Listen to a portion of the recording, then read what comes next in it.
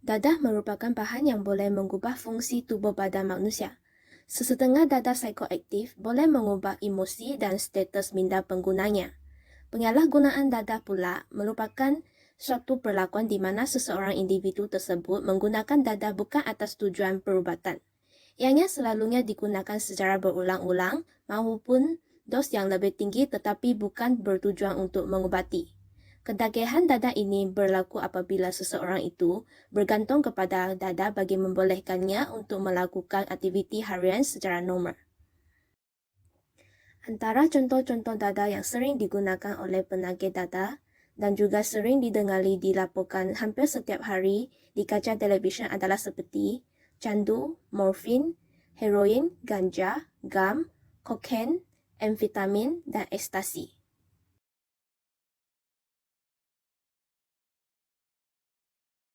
Pertama sekali, mari kita lihat penyalahgunaan dadah menurut falsafah Islam. Dadah merupakan satu masalah sosial dan keselamatan yang semakin serius hari demi hari. Golongan belia, terutama sekali remaja sekolah dan kanak-kanak, menjadi sasaran kerana mereka mudah terdedah kepada pengaruh luar yang songsang dan negatif. Menurut laporan, pada tahun 2010 merekodkan sejumlah 2,138 kes remaja atau 9.25% yang dikesan terlibat dengan salah guna dadah. Menurut kajian dalam Jurnal Anti Dadah Malaysia, faktor yang paling tinggi mempengaruhi seseorang untuk cenderung menyalahgunakan dadah ialah kurang melakukan amalan kerohanian seperti tidak melakukan amalan keagamaan dan diikuti dengan faktor diri sendiri, rakan sebaya, faktor media massa dan akhir sekali faktor ibu bapa. Ini menunjukkan bahawa amalan menekankan ajaran Islam sangat diperlukan untuk menjadi penghalang bagi golongan muda daripada terlibat dengan penyalahgunaan dadah. Sebenarnya, dalam agama Islam tidak terdapat sebarang hukum dan larangan yang khusus dari kitab Al-Quran atau hadis Rasulullah tentang larangan mendekati dan menggunakan dadah. Tetapi, secara tersirat di dalam kitab Al-Quran melalui surah Al-Baqarah ayat 195 dan menyebut, "Dan jangan kamu mencampakkan diri kamu kepada kebinasaan." Selain itu, hadis Bukhari dan Muslim juga ada menyatakan bahawa tiap-tiap yang memabukkan adalah haram. Ayat-ayat dan hadis ini jelas menunjukkan bahawa Islam melarang keras penganutnya mendekati dadah. Oleh itu, seorang Muslim yang berpegang teguh kepada Al-Quran dan Sunnah Rasulullah akan mempunyai akhlak Islam, iaitu menjauhi yang haram dan mengerjakan yang halal serta memiliki akhlak mulia. Penyalahgunaan dadah akan memberi impak yang negatif dan ianya akan mengundang kepada perbuatan seperti meragut, membuang bayi, keganasan rumah tangga dan banyak lagi.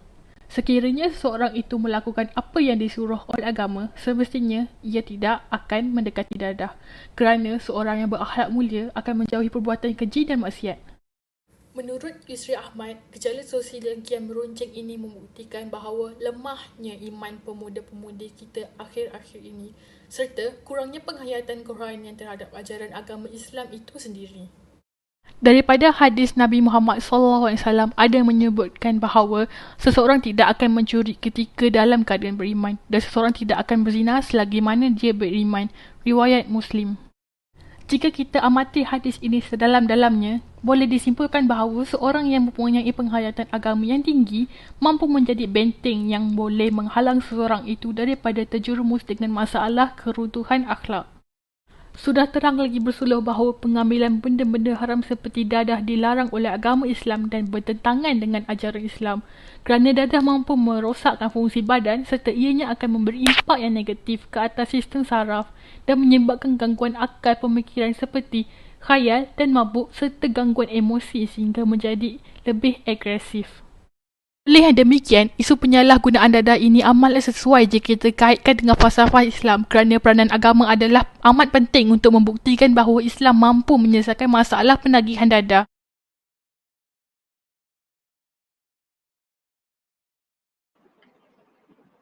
Dadah merupakan salah satu musuh utama negara sejak azali. Perang terhadap dadah memang diakui tidak akan tampan. Namun begitu, terdapat cara bagi mengawal isu ini daripada berleluasa. Contohnya melalui pendidikan. Tidak dapat dinafikan bahawa pendidikan memainkan peranan yang signifikan dalam membentuk seseorang individu. Pendidikan amat penting kerana ia bersifat dari akar umbi di mana seseorang dididik dari bangku sekolah untuk menjadi individu yang bertanggungjawab. Oleh itu, falsafah pendidikan negara memainkan peranan yang ketara dalam mengendalikan masalah ini. Matlamat falsafah pendidikan kebangsaan yang digariskan dalam menangani isu ini adalah bertanggungjawab kepada diri, masyarakat, agama dan negara. Oleh itu, topik seperti penyalahgunaan dadah harus diterap dalam silibus pelajar. Jika pendidikan keselamatan boleh dijadikan salah satu mata pelajaran bahasa Melayu, begitu juga penyalahgunaan dadah. Pelajar seharusnya didedahkan dengan bahayanya dadah sejak peringkat bangku sekolah lagi. Mereka seharusnya diajar tentang kesan buruk penyalahgunaan dadah agar mereka boleh menjauhkan diri dari dadah. Pihak bimbingan dan kaunseling sekolah juga seharusnya memainkan peranan mereka dengan menganjurkan ceramah mengenai penyalahgunaan dadah. Jika terdapat pelajar yang telah terlanjur dalam penyalahgunaan dadah, pihak bimbingan dan kaunseling seharusnya membantu mereka agar tidak mengulangi kesalahan tersebut lagi. Misalnya, pihak bimbingan dan kaunseling boleh memberi rawatan kaunseling atau mengusulkan mereka ke pusat pemulihan dadah. Dengan itu, isu dadah ini dapat ditangani dari peringkat akar umbi. Justru, amatlah jelas bahawa falsafah pendidikan kebangsaan memainkan peranan penting dalam menangani isu ini. Pihak Kementerian Pendidikan Malaysia seharusnya menjadikan falsafah ini sebagai landasan dalam merangka silibus pelajar.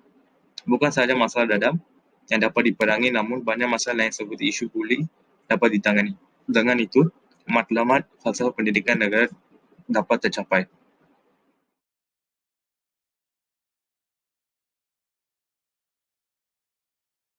Penyalahgunaan dadah menurut prinsip rukun negara. Menurut perspektif falsafah rukun negara yang diisytiharkan oleh Nepta Agung yang keempat, isu penyalahgunaan dadah adalah berlawanan dengan prinsip rukun negara yang keempat, iaitu kedaulatan undang-undang. Kedaulatan undang-undang membawa maksud kerajaan dan rakyat secara keseluruhannya terikat kepada rang undang-undang yang telah digubal serta menjadi kewajipan setiap mereka mematuhinya.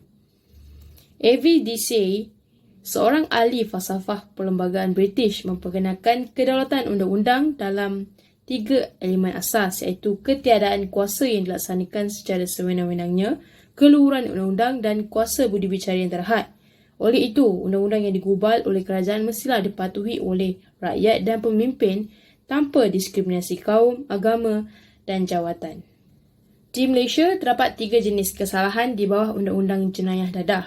Yang pertama, penagihan dadah. Yang kedua, pemilikan dadah. Dan yang ketiga, pengedaran dadah. Kesalahan memiliki dan mengedar dadah merupakan kesalahan yang paling berat. Ia boleh membawa hukuman mati atau penjara seumur hidup.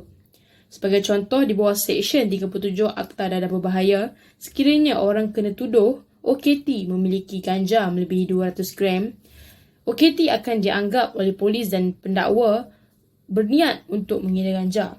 OKT akan didakwa dengan kesalahan mengedar ganja meskipun secara dasarnya OKT tersebut tidak memiliki sebarang niat untuk menjual atau mengedar ganja tersebut.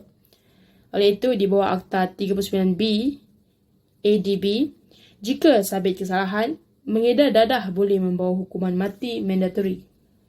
Keruntuhan akhlak dan gejala sosial seperti penyalahgunaan dadah boleh merencatkan kecemerlangan negara serta mengancam keselamatan negara dan ketenteraman awam dengan kejadian jenayah seperti rompakan dan samun yang tidak terkawal.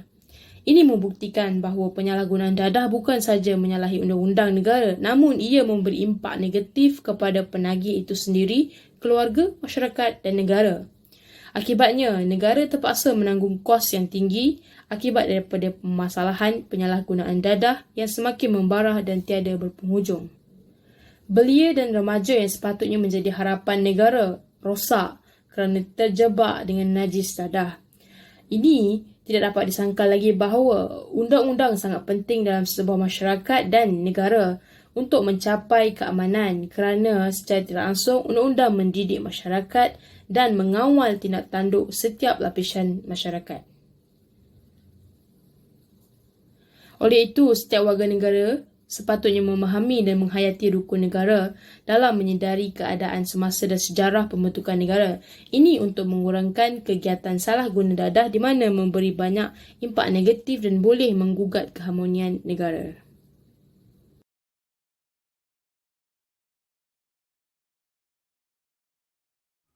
Kesimpulannya, semua pihak seperti pihak kerajaan, ibu bapa, pihak sekolah dan juga agensi tertentu haruslah bekerjasama dan bertanggungjawab dan juga mengambil tindakan yang tegas bagi membanteras gejala dadah ini. Hal yang demikian bertujuan untuk memelihara keharmonian serta ketenteraman Malaysia sebagai sebuah negara yang berdaulat di samping menghasilkan ramai pemimpin negara yang berkualiti yang mampu menjamin pembangunan negara pada masa akan datang. Ibu bapa juga berperanan untuk membimbing anak-anak supaya mereka mempunyai pegangan agama yang kukuh bagi mengelakkan mereka daripada terlibat dalam gejala dadah. Jika tindakan pantas dilakukan oleh pihak-pihak tertentu, gejala dadah di negara ini akan berkurangan dan juga jenayah lain yang ditimbul daripada gejala dadah ini juga akan berkurangan. Hal ini juga mampu memberi manfaat terhadap pertumbuhan ekonomi negara kita serta pembangunannya dengan terlahirnya ramai golongan pemimpin negara dan rakyat yang berkualiti.